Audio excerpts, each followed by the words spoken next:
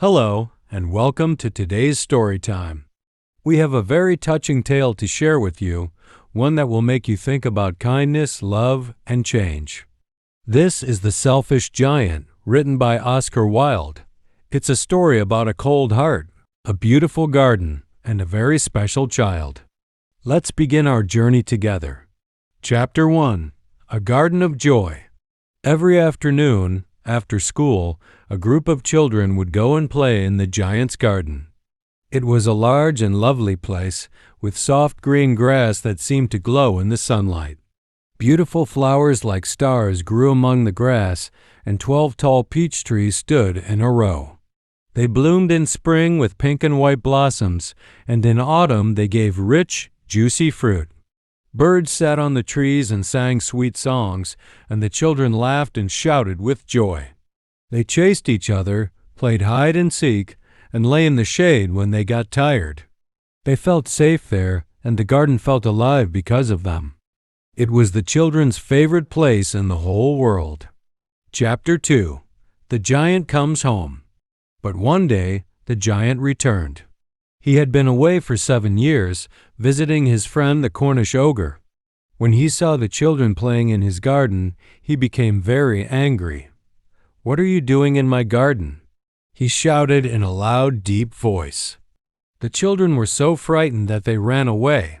"This is my own garden," said the giant. "I will not allow anyone else to play here." So he built a high wall all around it and put up a sign, "Trespassers will be prosecuted." Now the poor children had no place to play. The road outside was dusty and hard and full of sharp stones. They missed the garden deeply and would sometimes walk past it, peeking through the cracks in the wall. They talked about the times they played under the trees and hoped the giant would change his mind. Chapter 3. The Garden Without Children. Spring came all over the country, but not in the giant's garden. There, it was still winter. The birds did not sing. The trees forgot to blossom. The flowers stayed hidden under the cold earth.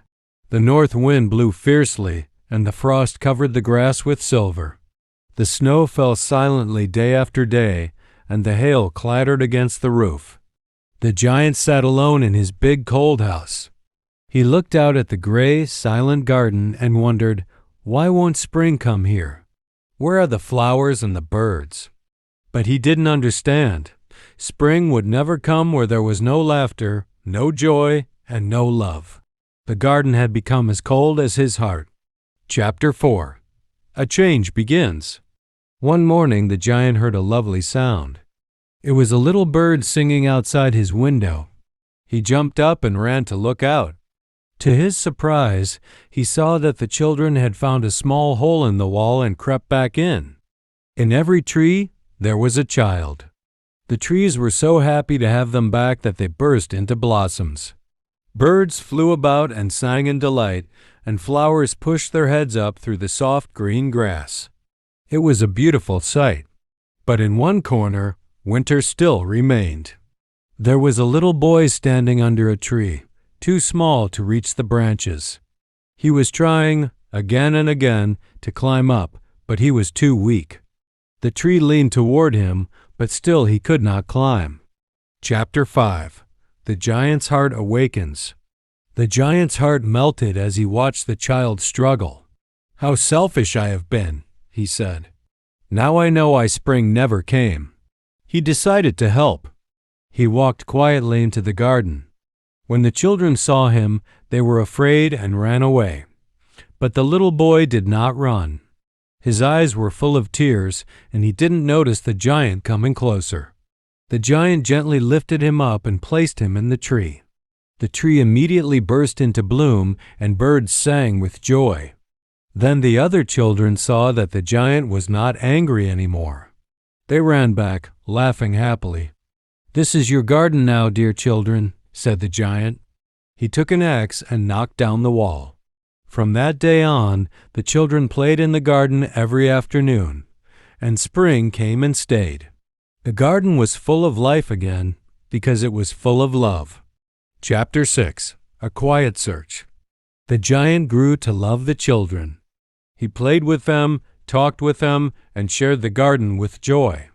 But the little boy he had helped never returned. "Where is my little friend?" he often asked, but no one knew.